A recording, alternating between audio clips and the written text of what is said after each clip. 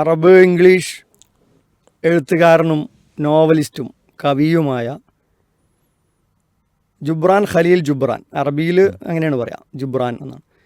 ഖലീൽ ജിബ്രാൻ എന്ന് പൊതുവെ അറിയപ്പെടുന്ന ഒരു ആളാണ്. അദ്ദേഹം ലബനാൻകാരനാണ്. പിന്നീട് അമേരിക്കയിലേക്ക് കുടിയേറിപ്പോയി. അദ്ദേഹം പറയുകയാണ്, ഒരിക്കൽ ലബനാനിലെ മഞ്ഞ് മൂടിയ മലയുടെ നേരെ 7 വെളുത്ത പ്രാവുകൾ പറക്കുകയാണ്. അത് കുറച്ച് ആളുകൾ കാണുന്നു. ആ കണ്ട കൂട്ടത്തിൽ ഒരാൾ പറയുകയുണ്ടായി, അതിൽ 7ാമത് ഏറ്റവും അവസാനമായി പറക്കുന്ന 7ാമത്തെ പ്രാവിൻ്റെ വാലിൽ ചെറിയൊരു കറുത്ത പുള്ളി കാണുന്നുണ്ട്. ഇന്ന് 7 വർഷങ്ങൾക്ക് ഇപ്പുറം ലബനാനിലെ മഞ്ഞുമലയുടെ പരിസരത്തുള്ള ആളുകൾ മഞ്ഞുമലയിലേക്ക് പറന്നുപോയ 7 കറുത്ത പ്രാവുകളെക്കുറിച്ച് സംസാരിക്കുന്നത് കേൾക്കുന്നു എന്ന്. ഇതിലൂടെ വലിയൊരു ആശയമാണ് നമ്മുടെ മുമ്പിൽ എത്തുന്നത്. നമ്മുടെ നാവിലെത്തുന്ന ഒരു വാർത്ത, അല്ലെങ്കിൽ നമ്മൾ പുറത്തുവിടുന്ന ഒരു വാർത്ത വേറൊരുത്തൻ കേൾക്കുന്നു. പിന്നീട് അത് എത്രയോ നാവുകൾ കൈമാറി അതിൻ്റെ നേരെ എതിരായ ഒരു വശത്തേക്കാണ് ഇത് എത്തിപ്പോകുന്നത് എന്നുള്ളത്. അപ്പോൾ നമ്മൾ കേൾക്കുന്ന ഒരു കാര്യം, അത് നമ്മൾ എന്തെങ്കിലും നമുക്ക് തന്നെ തോന്നും വേറൊരാളോട് പറഞ്ഞാൽ എത്ര എഫക്റ്റ് ഉണ്ടാവില്ല. അപ്പോൾ നമ്മളൊന്ന് കൂട്ടി പറയുന്നു. അത് കേൾക്കുന്ന ആൾ ഞാനിത് പറഞ്ഞാൽ എഫക്റ്റ് ആവില്ല എന്ന് പറഞ്ഞ് വീണ്ടും അതിലേക്ക് കൂട്ടിച്ചേർക്കും.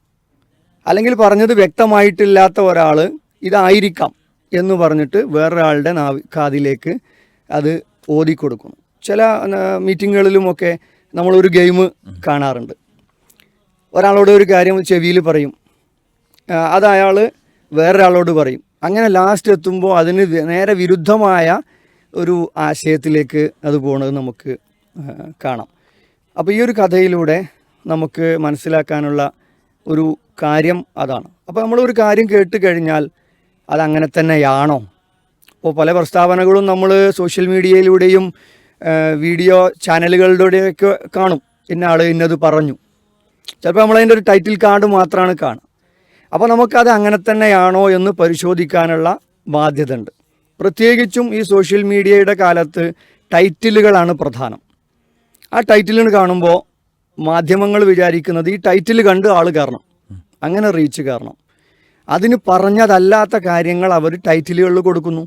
ഒരുപക്ഷെ നമ്മൾ അതിൻ്റെ ഫുൾ വാർത്ത വായിക്കുമ്പോൾ കാര്യം മനസ്സിലാവും. അല്ലെങ്കിൽ കമൻറ്റുകളിൽ ഓരോരുത്തർ ഓർമ്മപ്പെടുത്തും, ഇങ്ങനെയല്ല, നിങ്ങൾ പറഞ്ഞത് ശരിയല്ല, ഇങ്ങനെയാണ് അദ്ദേഹം ഉദ്ദേശിച്ചത്, അങ്ങനെ.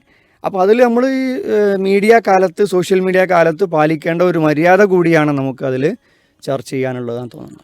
നമ്മൾ കേട്ടൊരു വാർത്ത മറ്റുള്ളവരോട് പറയുമ്പോൾ 2 വാക്കതിൽ നമ്മുടെ വക കൂട്ടി ചേർത്തിട്ടില്ലെങ്കിൽ പല ആളുകൾക്കും അതിലൊരു സമാധാനം ഉണ്ടാവില്ല. അവരുടെ ഒരു എരിവും പുളിയും അതിൽ ചേർക്കുക എന്നുള്ളത്, അത്തരത്തിൽ ചേർക്കുക, അതുപോലെ വാർത്തകൾ കൂട്ടിമാറ്റുക, അല്ലെങ്കിൽ വാർത്ത മാത്രമല്ല കേട്ടെന്ത് കാര്യമായാലും അതേപോലെ തന്നെ ഇന്ന് നേരത്തെ നിങ്ങൾ സൂചിപ്പിച്ചതുപോലെ സോഷ്യൽ മീഡിയ കാലത്ത് ടൈറ്റിൽ കാർഡുകൾ കണ്ട് അല്ലെങ്കിൽ അത്തരം കാര്യങ്ങൾ കണ്ട് തെറ്റിദ്ധരിക്കുന്ന ആളുകൾ, ചിലപ്പോൾ നിങ്ങൾ സൂചിപ്പിച്ച ഏറ്റവും അറ്റത്ത് അവസാനത്ത് ഒരു ചോദ്യചിഹ്നം ഉണ്ടാവും. പലപ്പോഴും അത് നമ്മൾ ശ്രദ്ധിക്കാറില്ല.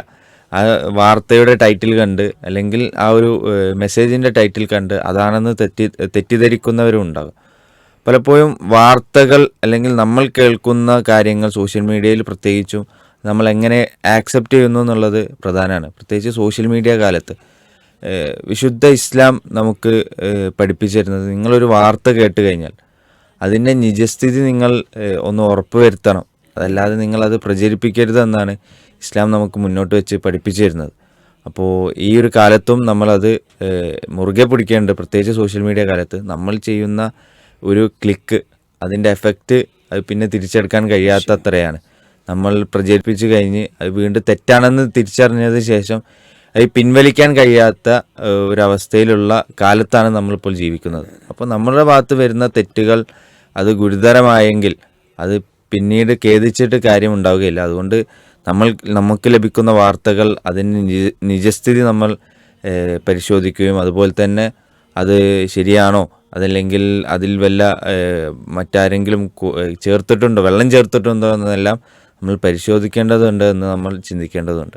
പ്രത്യേകിച്ച് ഇസ്ലാമിൻ്റെ നിർദ്ദേശം എന്താ അറിയോ, കഫാ ബിൽ മർഇ കദിബൻ അൻ യുഹദ്ദിസ ബികുല്ലി മാ സമിഅ. കേട്ടത് തന്നെ എല്ലാം പറഞ്ഞു നടക്കുന്നത് വലിയ കളവായിട്ടാണ് ഇസ്ലാം കാണുന്നത്. അപ്പോഴാണ് ഇത് മനസ്സിലാക്കാത്ത ആളുകൾ അവരുടെ വക നിങ്ങൾ പറഞ്ഞ പോലെ എരിവും പുളിയും കൂട്ടിയിട്ട് കാര്യങ്ങൾ പറയുന്നത്. ശരിക്കും അത് നുണ തന്നെയാണല്ലോ. അത് പറയാത്ത ഒരു കാര്യം ഒരു എഫക്റ്റ് കിട്ടാൻ വേണ്ടിയിട്ട് നമ്മുടെ വകയായിട്ട് രണ്ട് കാര്യങ്ങൾ ചേർക്കുക എന്നുള്ളത്.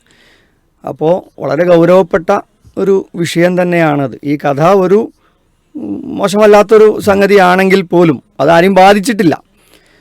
പക്ഷെ ബാധിക്കുന്ന ഒരുപാട് കാര്യങ്ങൾ ഉണ്ട്. ആളുകളുടെ വകയായിട്ട് ഇതിൽ കോൺട്രിബ്യൂട്ട് ചെയ്തിട്ട് വൻ പ്രയാസങ്ങൾ ഉണ്ടായത്. ഇപ്പോൾ കലാപങ്ങൾ വരെ ഉണ്ടാകുന്നതിൻ്റെ കാരണം എന്താണ്? ഒരാളുടെ പ്രസ്താവന വളച്ചൊടിച്ചതായിരിക്കും, അല്ലെങ്കിൽ ഒരു വ്യാജ വാർത്തയായിരിക്കും. ആയിരക്കണക്കിന് ആളുകൾ കൊല്ലപ്പെട്ട കലാപങ്ങളുടെ കാരണം എന്താണ്? സത്യം പറഞ്ഞാൽ അവിടെ കലാപം ഉണ്ടാവില്ല. അപ്പോൾ വ്യാജമായ വാർത്തകൾ പറഞ്ഞുകൊണ്ടാണ് കലാപങ്ങൾ വരെ, ലോകമഹായുദ്ധങ്ങൾ വരെ ഉണ്ടായിട്ടുള്ളത്. എങ്ങനെയാണ് ഒരു സംഭവത്തെ ആളുകൾക്കിടയിൽ അവതരിപ്പിച്ചത് വേറെ ഒരു വിധത്തിലായിപ്പോയി എന്നുള്ളത് കൊണ്ടാണ് അത്ര വലിയ കാര്യങ്ങൾ സംഭവിച്ചിട്ടുള്ളത്. പലപ്പോഴും നമ്മളിരിക്കുന്ന ആ ഒരു സിറ്റിങ്ങിൽ 4 ആൾ കൂടുമ്പോൾ അല്ലെങ്കിൽ 5 ആൾ കൂടുമ്പോൾ അവിടെ നമുക്ക് 2 കയ്യടി കിട്ടാനും അല്ലെങ്കിൽ 4 ആൾ ചിരിക്കാനും വേണ്ടി പലപ്പോഴും ഇല്ലാത്ത വാർത്തകൾ പഠിച്ചു വിടുന്നവരുണ്ട്. അതല്ലെങ്കിൽ ഉള്ളൊരു കാര്യത്തെ അതിനൊന്ന് എരിവും പുളിയും ചേർത്ത് പറയുന്നവരുണ്ട്. അത് തമാശക്കായിരിക്കാം, അതല്ലെങ്കിൽ വേറെ എന്തെങ്കിലും ഉദ്ദേശത്തിലായിരിക്കാം. ചിലപ്പോൾ ഇതിങ്ങനെ പ്രചരിക്കുമെന്നോ അതല്ലെങ്കിൽ ഇതിന് ഇത്ര വ്യാപ്തി ഉണ്ടാവുമെന്നോ ഒന്നും അറിഞ്ഞിട്ടാവില്ല. ആ ഒരു മൊമെൻറ്റ് അതൊന്ന് കളറാക്കാൻ വേണ്ടി അല്ലെങ്കിൽ അതൊന്ന് ഹരമാക്കാൻ വേണ്ടി സംസാരിക്കുന്നതാവാം. അതായിരിക്കും പിന്നീട് വലിയ വിപത്തിലേക്ക് നയിക്കുന്നത്, കുടുംബ പ്രശ്നങ്ങളിലേക്കടക്കം നയിക്കുന്നത് എന്ന് നമ്മൾ തിരിച്ചറിയേണ്ടതുണ്ട്. ഇപ്പോൾ നമ്മൾ കേട്ട ഒരു കഥയായിരിക്കും, ഒരു വിറ്റായിരിക്കും.